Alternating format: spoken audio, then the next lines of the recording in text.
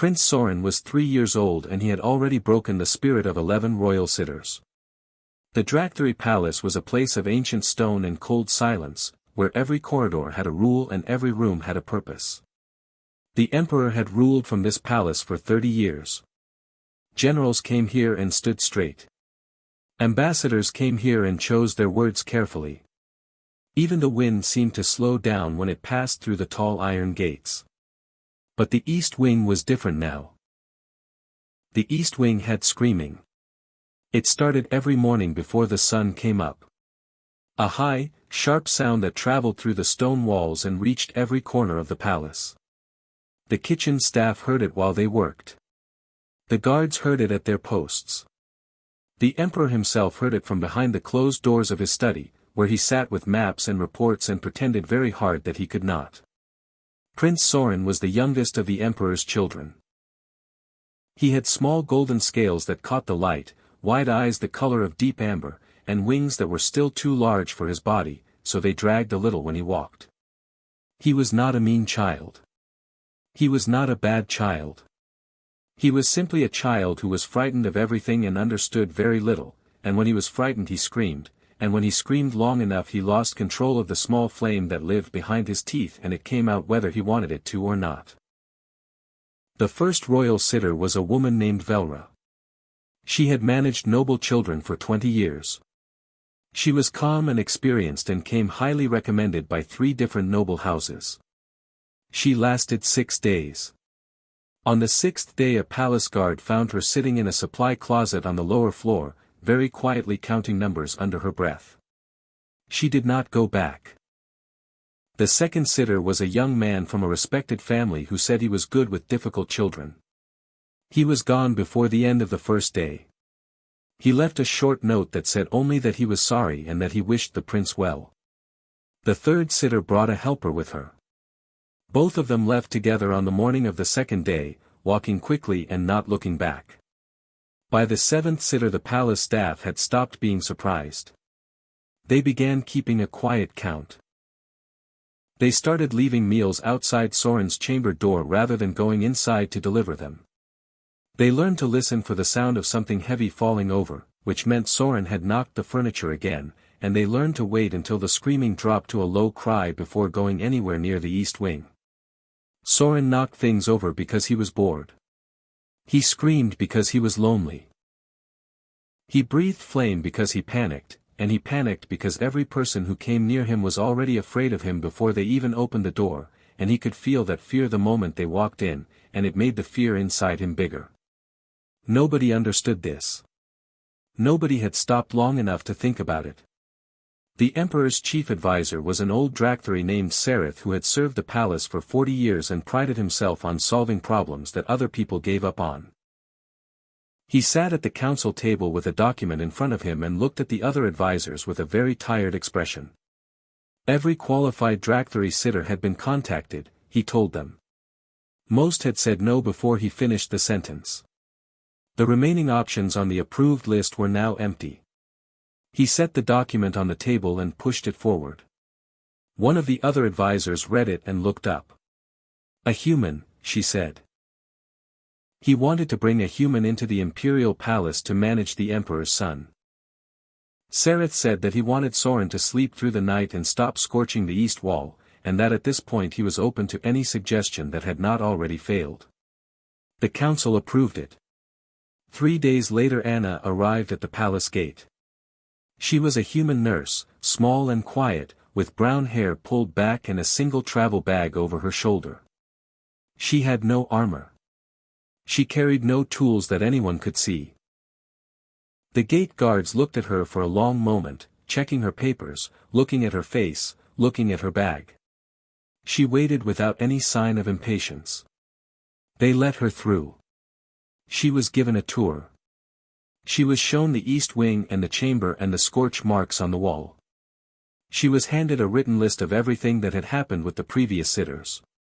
She read every line of it carefully. Then she folded it and put it in her bag. She asked one question. "What does Soren like?" The head of palace staff opened her mouth. She looked at the senior attendant beside her. He looked at the guard by the door. The guard looked at the floor. Nobody answered. Anna nodded slowly. She thanked them and said she would like to go to the chamber now. 3 staff members watched her walk down the corridor toward the east wing alone. One of them said she would not last the afternoon. Another said she would not last an hour. The third said nothing and went back to work because she did not like making bets she already knew the answer to. The screaming was already coming from behind the door when Anna reached it. She stopped. She stood still and listened. Not to the noise, but to the pattern inside the noise. The short bursts. The pause. The longer cry. She stood there for almost a full minute just listening. Then she opened the door and walked in. The chamber was not what Anna had expected. She had read the list. She had heard the warnings. She had stood outside the door and listened to the pattern of the crying. But standing inside the room was different from all of that. It was large, as royal chambers went, with high stone walls and tall narrow windows that let in long lines of pale morning light. There was a bed in the corner that had not been slept in. There was a small table on its side. There were 3 chairs, one of which was missing a leg. Scorch marks ran in black streaks across the eastern wall, some old and faded, some very fresh.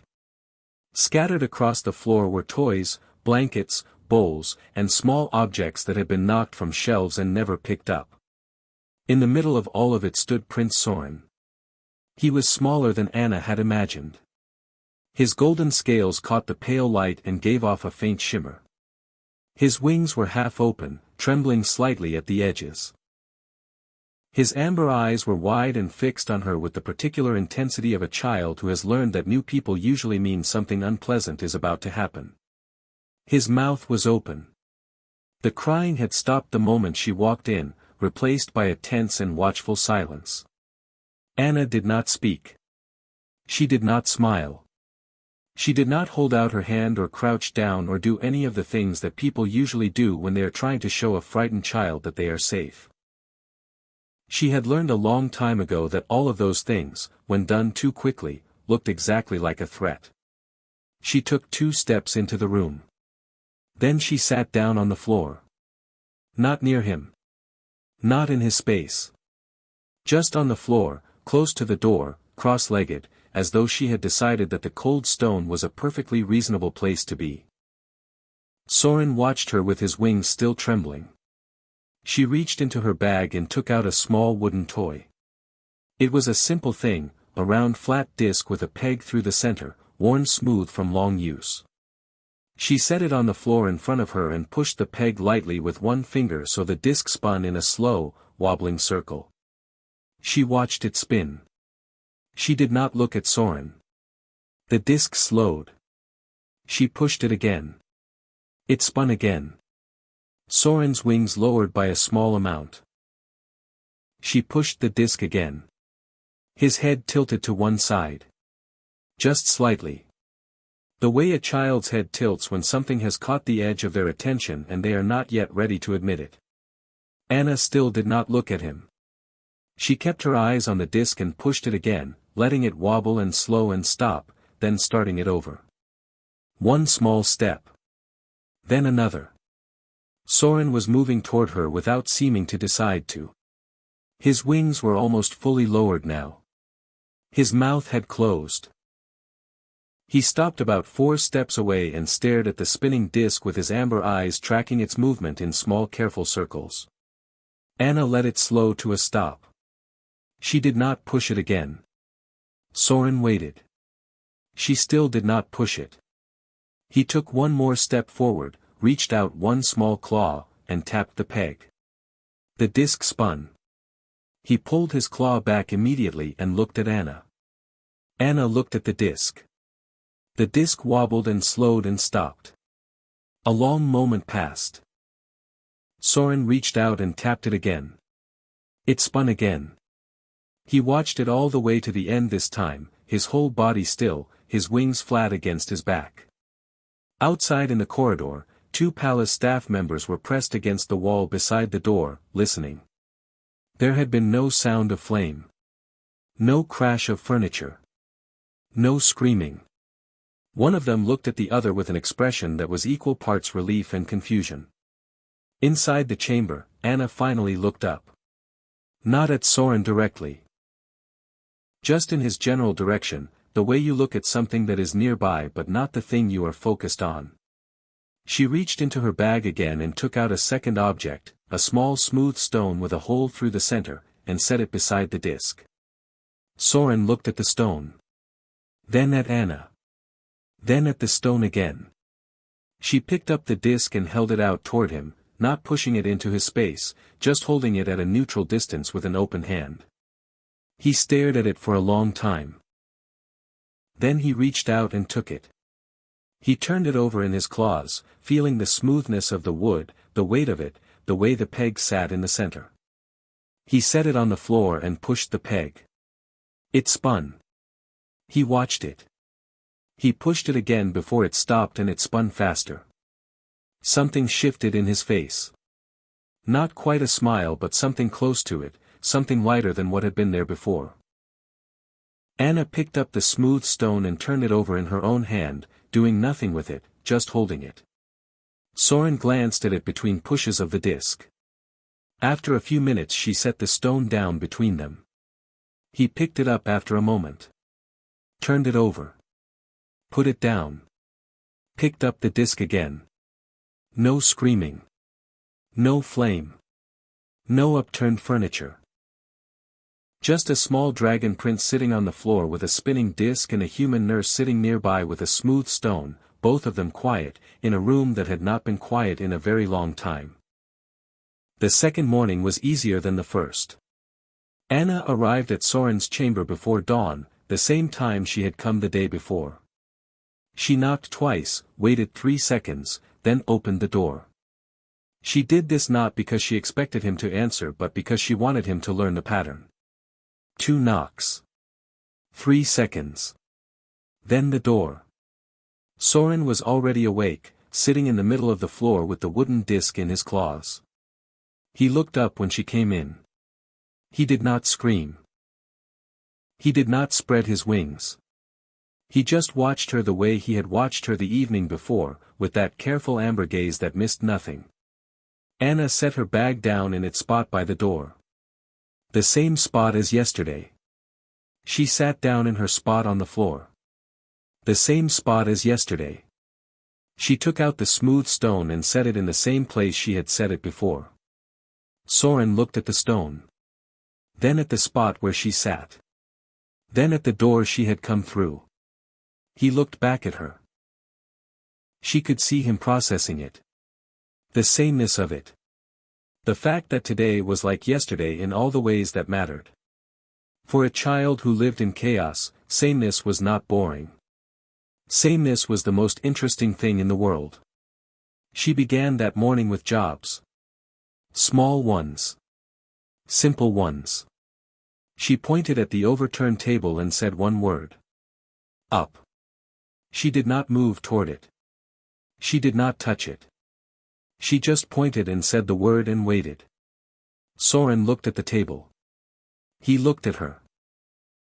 He got up, walked to the table, and pushed it upright with both claws. It landed with a solid wooden thud. Anna said good and pointed at the chair with the missing leg, which was lying on its side in the corner.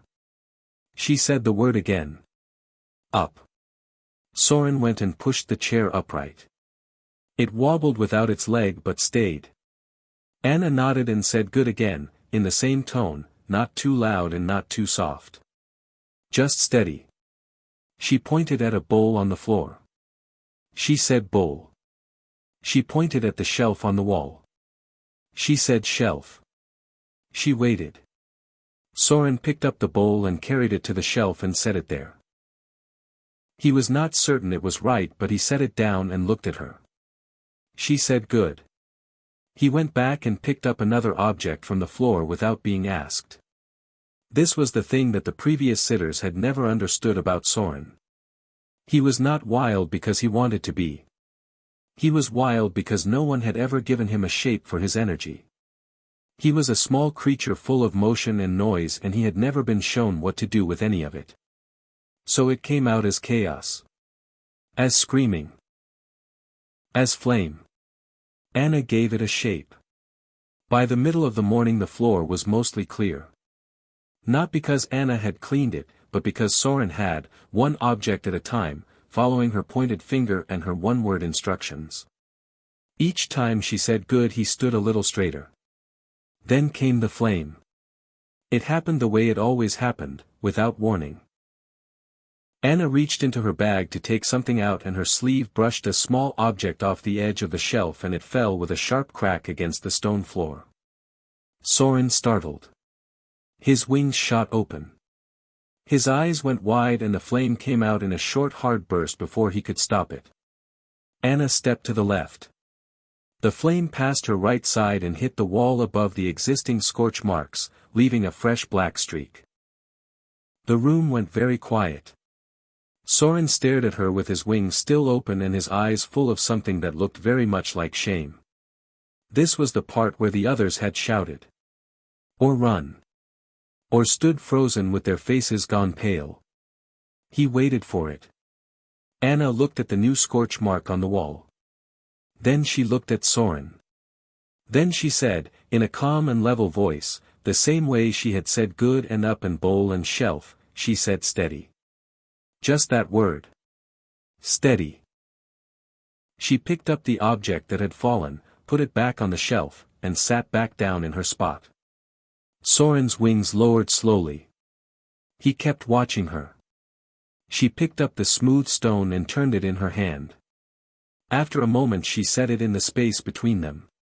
He came and sat down across from her, his wings folded, his eyes still uncertain. She said steady again, softly, and pointed at his chest. Then she put her own hand flat against her own chest and took a slow breath. In and out. She did it again. Soren watched her. Then he tried it. His small chest rose and fell. His scales settled. The tightness around his eyes eased by a small amount. Anna said good. She used the word steady every time after that. Every time a sound startled him. Every time his wings began to open. Every time she could see the panic building behind his eyes before the flame came. She said it the same way, at the same volume, in the same tone. Always steady. Never anything else for that moment. By the second day he was flinching less at sudden sounds. By the third day something happened that no one in the palace had seen in months. Anna arrived before dawn, knocked twice, waited 3 seconds, and opened the door. Soren was asleep. He was curled on the bed, not the floor, with the wooden disc held loosely in one claw and his wings folded flat and his breathing slow and even. He had not woken before dawn. He had not screamed. He had slept through the night in his own bed like a child who had finally found something solid enough to rest on. Anna stood in the doorway for a moment. Then she stepped back, pulled the door quietly closed, and sat down in the corridor outside to wait for him to wake up on his own. The Emperor did not announce that he was coming. That was intentional. Sereth had suggested a formal visit, a scheduled observation with proper notice given to the human nurse in advance. The Emperor had listened to this suggestion and then ignored it. He wanted to see the chamber as it actually was, not as it would be arranged for an audience with the ruler of 17 worlds. He came on the 4th morning, before the palace had fully woken, with only 2 guards walking quietly behind him. He moved through the east wing without speaking. The corridor that had once been avoided by every member of his staff was empty and still. No one was hiding. No one was standing at a careful distance with a tense expression. The east wing was simply a corridor now, the same as any other. He stopped outside Soren's door. There was no screaming. No sound of furniture falling. No sharp smell of fresh flame in the air. He stood and listened and heard, very faintly, a voice. Low and even. A human voice, speaking in simple words with a slow and steady rhythm. He looked at the 2 guards. They looked back at him. He put one hand on the door and opened it very slowly, just enough to see inside. What he saw stopped him completely. Anna was sitting on the floor against the wall beneath the window, her legs crossed, her bag beside her, a small piece of paper in her hand that she was reading from in that low quiet voice. The morning light came through the narrow window above her and fell across her shoulder and across the small figure curled beside her. Soren was pressed against her side with his wings folded and his eyes half open and his tiny claws wrapped loosely around her arm just above the wrist. He was not asleep, but he was close to it, the particular kind of close that children reach when they feel completely safe. His golden scales rose and fell with each slow breath. His amber eyes tracked the sound of her voice without focusing on anything. The scorch marks were still on the eastern wall. The room was not perfect. But the table was upright. The chair was in its place. The floor was clear. The bed had clearly been slept in. The Emperor stood in the doorway and did not move. He had expected equipment. Something humans were known to carry, small devices, medicines, tools of some kind. He had expected a method that could be written in a report and studied and replicated, something with steps and measurements and a clear logic that his advisors could examine. He had not expected this. He had not expected to find his son asleep against the arm of a small human woman who was reading quietly from a piece of paper as though there were nowhere else in the world she needed to be. Sereth appeared at his shoulder, having followed at a distance. The old advisor looked through the gap in the door and was very still for a moment. Then he exhaled slowly through his nose, the way a person exhales when they have been holding tension for a very long time without realizing it. The Emperor stepped back and pulled the door quietly closed. He stood in the corridor for a moment. Then he turned to Sereth and said he wanted the nurse's report on his desk by midday. Sereth said it was already there. She had submitted it the evening before. The Emperor walked back through the east wing and through the palace to his study. He sat down at his desk. The report was a single page, written in plain and careful language with no formal address and no ceremonial opening. It began simply with the words, "Here is what I observed." He read it twice. Anna had written that Soren was not a difficult child. She had written that he was a frightened one, which was a different thing entirely and one that required a different response. She had written that every adult who entered his chamber came in already afraid of what he might do, and that Soren, who was young and perceptive and desperately looking for signals about whether the world was safe, read that fear immediately and answered it with more fear of his own, and that this had become a cycle that nobody had stepped outside of long enough to break. She had written that he needed consistency more than he needed correction. That he needed the same words at the same times in the same tone so that his mind could build a shape around the day and know what was coming. That he needed small responsibilities so that his energy had somewhere to go. That he needed someone who was not afraid of him, not because there was nothing to be afraid of, but because fear was not the most useful thing to bring into that room. She had written that the flame was not defiance. It was panic. And panic responded to calm, not to command. At the bottom of the page she had written one final line. "He is a good child. He simply needed someone to stay." The Emperor set the paper down on the desk. He sat quietly for a long time. Outside his window the palace was waking up. He could hear the distant sounds of the morning, voices, footsteps, the low bells from the outer gate. From the east wing there was nothing. No screaming. No crash of furniture. He thought about all the sitters. All the reports. All the meetings his advisors had held about his youngest son as though Soren were a problem to be solved by the right combination of qualified personnel. He thought about Anna, sitting on the cold stone floor with his son curled against her arm. He picked up a pen and wrote 4 words at the bottom of the report. "Come to my office." He folded the page, handed it to Sereth, and told him to deliver it personally. Anna had never been inside the Emperor's study before. It was a large room with dark wood shelves along every wall, each one filled with documents and maps and old bound records. There was a single desk in the center, heavy and plain, with nothing on it except the folded report and a pen. The emperor was already seated when she was shown in. He did not make her wait.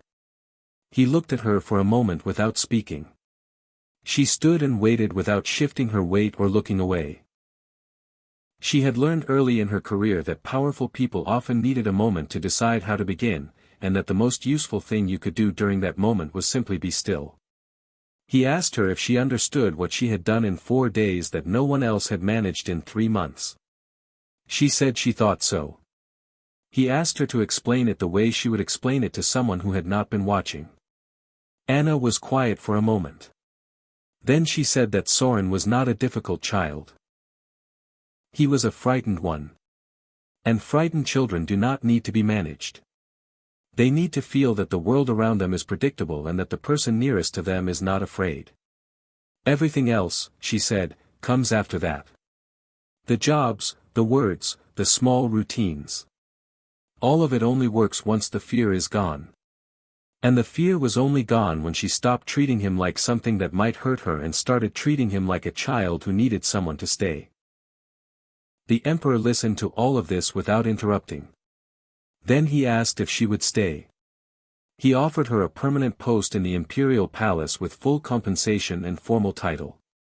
He said the palace would provide her with proper quarters in the east wing close to Soren's chamber. He said she would have full staff support and access to any resource she required. Anna listened to all of this. Then she said she had one condition. The emperor said he was listening. She said that she needed full authority over Soren's daily care with no interference. No advisors sending instructions.